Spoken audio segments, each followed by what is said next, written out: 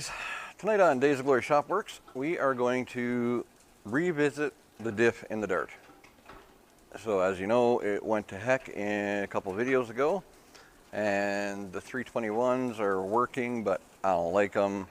Got to slip my clutch a bit because my cam is like doesn't start coming in until like 1500 RPM. It's not cool. Long story short, I got the proper parts, which did some research and found out that you need a notched diff pin. I'll show it to you here.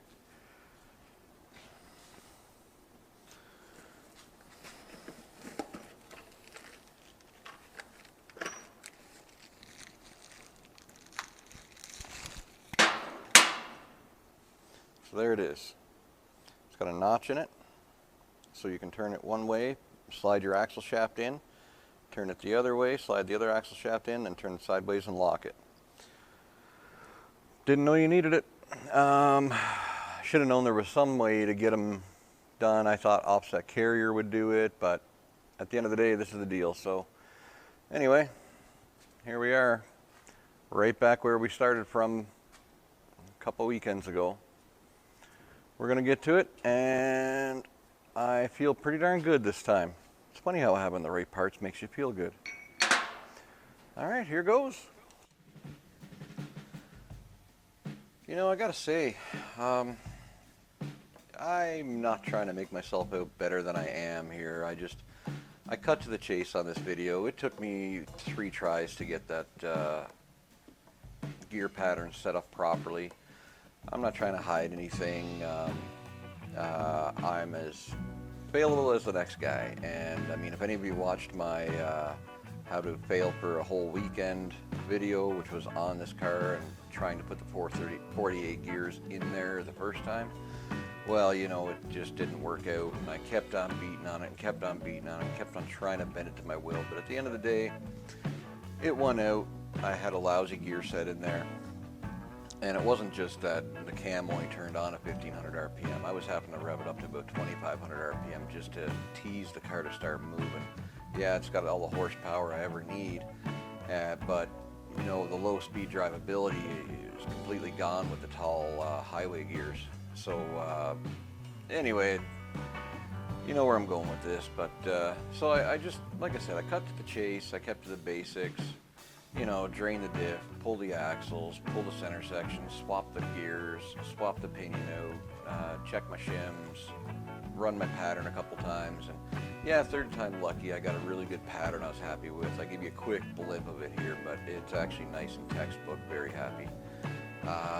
And final result was set everything up. The video was kind of getting draggy at the end, like I had some guys show up, and you know, good friends, absolutely, but you know, you can't really do a video the way you want when everybody's around sometimes, and I was more happy to have the company, because a lot of you can relate to this when you beat your head on the same project for quite a while, and this diff kind of did me in the last time. I needed that couple weeks of basically heel time.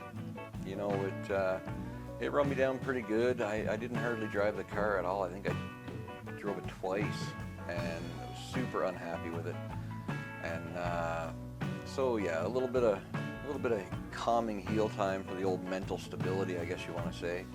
And I went back to working on the gasser, and I was able to I find when I'm working on vehicles, I can just zone my brain down, and in the background, I work out the little kinks that are hitching me up. And you know, it's my way of dealing with when things never go smoothly as you want. But you know, lots of people need a campfire to sit around and just veg their brain or have some beers and conversation. Well, I don't drink hardly ever at all, and I work on cars. And this car here has spanned almost half my lifetime, actually. I'm 43, and the car has been in my life since I was 22, 23 years old, in one way, shape, or form or another. I mean, it is what it is.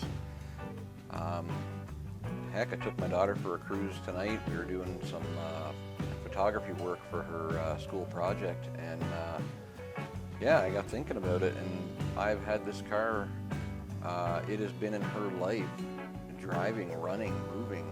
She's 15 years old, and it's been in her life the whole time. I think both my kids would disown me completely if I ever got rid of it. I can't get rid of it. It's part of me. But, you know, I'm kind of rambling here. Everything did pretty well go smooth.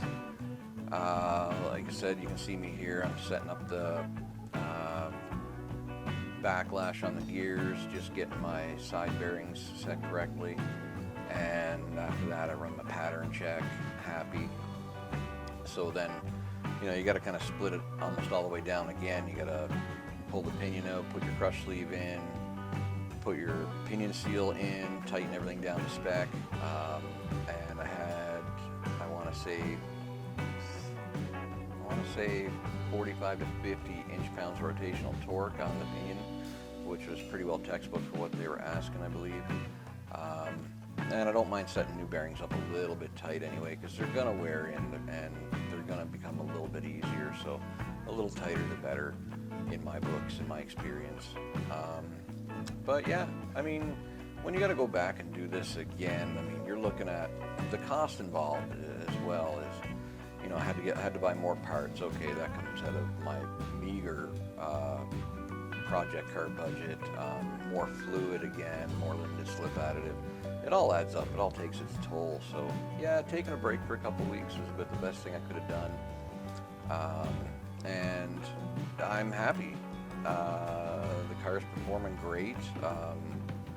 Geez, we had it out for 3 hours easy tonight, 4 hours just running around doing burnouts, staging for photos. You name it, we had a blast, me and my kid, and I gotta say I couldn't be happier. So unfortunately for me, I finally got the car running the way I want, and it's end of season. But you know, starting in it was, I think, the first week of June, I got it on the road from the big rebuild on it, and now it's ready to hit the drag strip next spring.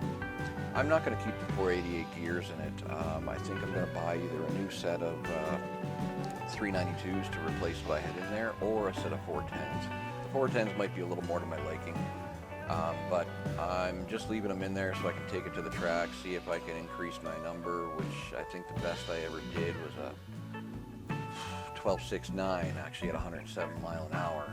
And if I can increase on that, great. If I can't, hey, great, had fun. But the gears won't stay. This is a fun deal. And anyway, long story short, what's the best way to know that you did a good job? Man, do a burnout. And I gotta say, this car does wonderful, wonderful burnouts. So here's a little one for you, and hope you enjoy. Thanks.